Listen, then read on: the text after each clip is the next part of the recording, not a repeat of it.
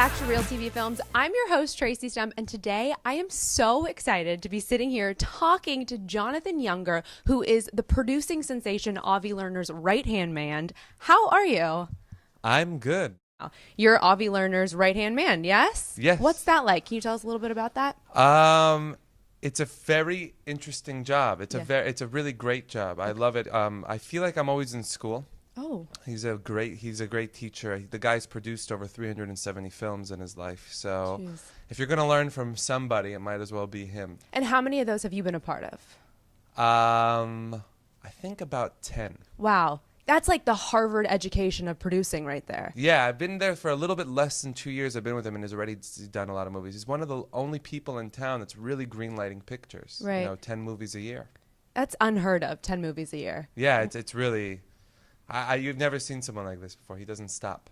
That's wonderful. And he's a nice guy, and he's always willing to stop and teach you and show you, you know, this is my method. This is how we do it. And it's really, really cool. And to be part of a company like New Image, Millennium, and to see from where it was to what it is now and what Avi's taken it to be is unbelievable. You know, the type of A-list talent that we bring into the company now and the type of pictures that we're making versus what they were doing 20 years ago is completely polarized.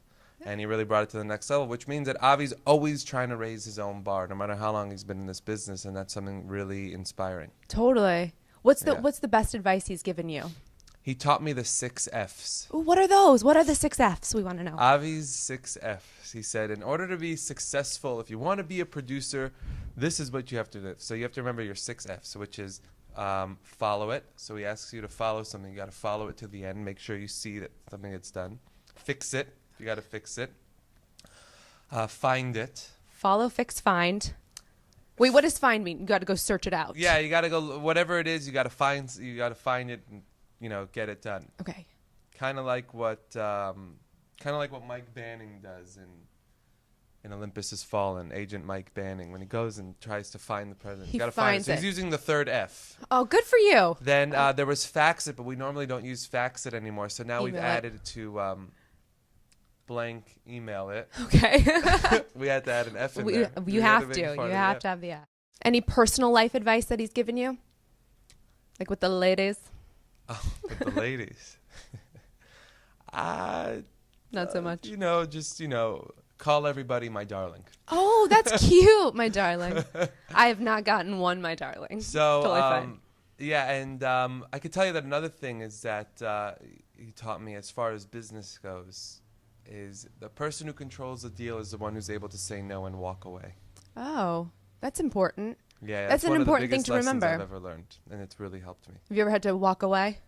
A few times. Yeah, good for you. You got to stand your ground. Yeah, and I learned that from Avi, so it's awesome. And also, another beautiful thing about Avi is that we're both originally from Israel. Yeah. So we don't have so him and I, we also communicate in Hebrew. Oh, that's wonderful. It's like secret code talk in front of people. Yeah, secret code talk. That a lot of people know about. Or Hebrew, yeah. Code talk. I don't know secret code talk. I never learned it. I just learned Hebrew. Just learned Hebrew? Yeah. Same thing to me. It's secret code talk to me. Huh. You found out a little something about me. I don't know Hebrew. Oh, okay. Well, there's a Rosetta Stone for that. Thank you so much. Can I borrow yours? I don't have one. Because you know it. Yeah. Let's talk about something. Yeah. Let's talk about how you got your start in this crazy entertainment industry. Oh, okay. Well, I've wanted to work in the movie business since I was 4 years old. Aww. I told my mother that I was going to be an actor or the president of the United States when I was 4. That was it. I realized very quickly that I'm not going to be the president of the United States, and the movie Forrest Gump came out when I was 7, and that sealed the deal for me. I said, I want to be an actor. Oh, I love that. I want to do. That's why I want to do that. I want to do movies. I want to figure it all out. And I watched that movie I've seen that movie about 150 times. Yeah. It's my favorite movie of all time. And when I was about 11 years old, I started studying theater, and I was getting really involved in the theater in my community in Miami, and from there, I was doing all aspects of acting, working behind, on stage, working in the sound booth, doing all that stuff, but mainly acting. And then when I was about 19 years old, I moved to New York, and I started studying out there, and I studied at Strasberg. And I got linked up with director Brett Ratner. Oh, nice. And he financed and let me produce and star in my first short film, which was called Becker Hargrove. It's a short film that it's on the shelf, and there's a reason why it's on the shelf, and it should stay on the shelf. What's that reason? You're in it? It sucks, but it was a really great experience because it was my first movie. And Financed by Brett Ratner is awesome. Oh no, it was great. We got to work with him. We flew to Miami. We brought the people down from Miami. We got to shoot in his house for a few days. We got to shoot in some really cool locations. And we only had 6 days to put the movie together, fix the script, find the actors, get the director, everything. And it wasn't that bad. But as a first student film, it was kind of cool. And to work with Brett was really cool. Oh, I bet. And him being a Miami boy and me being a guy from Miami, it was a really awesome experience. And everything kind of came full circle when I ran into Brett and Con last year. And I was with Avi, and I was like, Brett, and you know, it was very funny. It was like, oh, this is a kid I financed his movie. People love mentoring you. I think there's something to be said for that. I guess I just shut up and listen a lot, you know? Or you have extreme potential. I hope so. Yeah, I know so. That is not what your parents told you. What my English teacher in 9th grade told me. Well, I hope she's watching Real TV Films. She told me I wasn't going to amount to much. Really? Yeah. Suck it, English teacher. She really did. She really told me that. And I was like, but I'm in the play. We should have Brett Ratner send her a Facebook message right now. We should. Yeah, let's get on that. Yeah, let's Brett. produce that. So this new movie, Olympus Has Fallen, you worked pretty closely with Avi on this film, yes? This movie's amazing. Yeah? Are you so excited about it? Absolutely. Oh, I love when people are excited about stuff. I'm very proud of this movie. I think Avi should be very proud of this. But everybody who has worked so hard on this movie. Gerard should be very proud of the performance he gave in this movie.